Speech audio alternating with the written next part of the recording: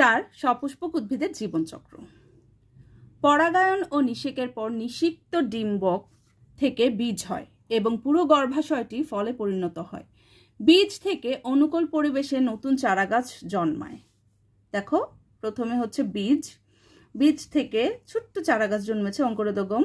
তারপরে হচ্ছে এই যে দেখো চারাগাছ, তারপরে হচ্ছে পূর্ণাঙ্গ গাছ, পূর্ণাঙ্গ গাছ থেকে ফুল হয়, ফুল থেকে ফল হয়, ফল থেকে আবার বীজ হয়। এটা হচ্ছে একটি উদ্ভিদের, সপুষ্পক উদ্ভিদের জীবনচক্র। ঠিক আছে। চারা গাছ ধীরে ধীরে বড় হয়, পরিণত গাছে ফুল ও ফল ধরে। সকল সপুষ্পক উদ্ভিদের জীবনকালে এই ধাপসমূহ পর্যায়ক্রমে চলতে থাকে। জীবনব্যাপী পর্যায়ক্রমে বা চক্রাকারে চলতে থাকা ধাপসমূহই হল জীবনচক্র। মরিচ, টমেটো, আম, জাম, কাঁঠাল ইত্যাদি উদ্ভিদের ফুল ও ফল হয় এবং ফলে বীজ থাকে। কাজ, গাছের জীবনচক্রের ধাপসমূহ চিহ্নিতকরণ। যা করতে হবে, এখানে একটি গাছের ছবি, গাছ নিব। দেখো, এখানে হচ্ছে ফল, ফল থেকে বীজ, বীজ থেকে অঙ্কুরোদ্গম, অঙ্কুরোদ্গম থেকে চারাগাছ, চারাগাছ থেকে এই যে মরিচ গাছ, মরিচ গাছে ফুল ধরেছে, ফল ধরেছে। এটা হচ্ছে জীবনচক্র। উপরের চিত্রটি নিয়ে সহপাঠীর সাথে আলোচনা করি। চিত্রটিতে জীবনচক্রের বিভিন্ন পর্যায় চিহ্নিত করি। জীবন পর্যায়ের বিভিন্ন পর্যায়গুলো চিহ্নিত করব। এটা হচ্ছে অঙ্কুরোদ্গম,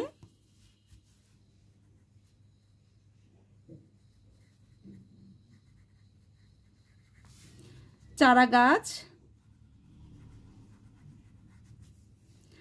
এটা হচ্ছে পূর্ণাঙ্গ গাছ, পূর্ণাঙ্গ গাছ, এটা হচ্ছে বীজ। এখানে দেখো ফল আছে, এইখানে ফুল আছে। ঠিক আছে, এটা হচ্ছে উদ্ভিদের একটি জীবনচক্র। বীজ, অঙ্কুরোদ্গম, চারা গাছ, পূর্ণাঙ্গ গাছ, ফল, ফুল। ঠিক আছে, আমরা চিহ্নিত করলাম। 5 বলেছে প্রাণীর জীবনচক্র। এবার প্রাণীর জীবনচক্র নিয়ে আমরা আলোচনা করব। আমরা উদ্ভিদের জীবনচক্র সম্পর্কে জেনেছি। প্রাণীর জীবনকালে কি একই রকম ধাপ রয়েছে তাও আমরা জানবো। আচ্ছা, কাজ, মুরগির জীবনচক্রের ছবি আঁকা। যা করতে হবে, 1 এসো আমরা মুরগির জীবনচক্রের ছবি আঁকি।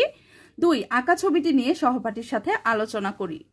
এই যে দেখো, একটি ডিম, ডিম থেকে এই যে ডিম ফুটছে, ডিম ফোটা থেকে বাচ্চা মুরগি জন্ম নিয়েছে, বাচ্চা মুরগি থেকে পূর্ণাঙ্গ মুরগি হয়েছে, এই মুরগি আবার ডিম পেড়েছে। এভাবেই জীবনচক্র দেখো চক্রাকারে চলতে থাকবে প্রাণীর জীবনচক্র।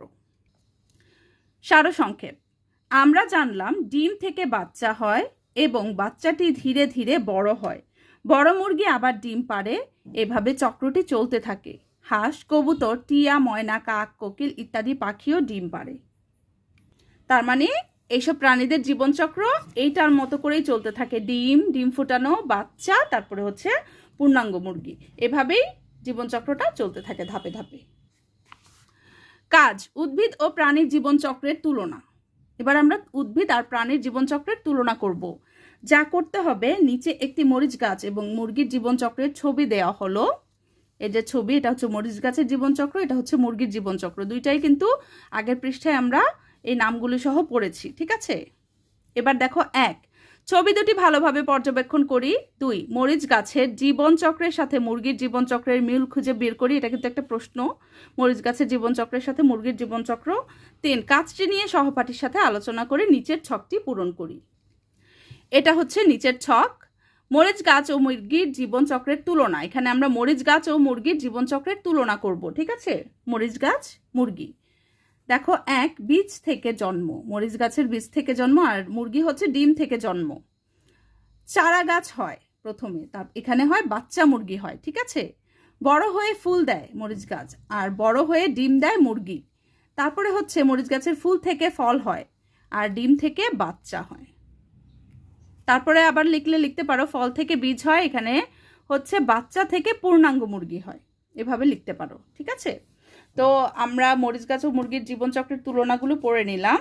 মিলও আছে, আবার তুলনাও আছে। ঠিক আছে, সারসংক্ষেপ, জন্ম ও মৃত্যু পর্যন্ত সকল জীব একটি নির্দিষ্ট জীবনচক্র অতিক্রম করে।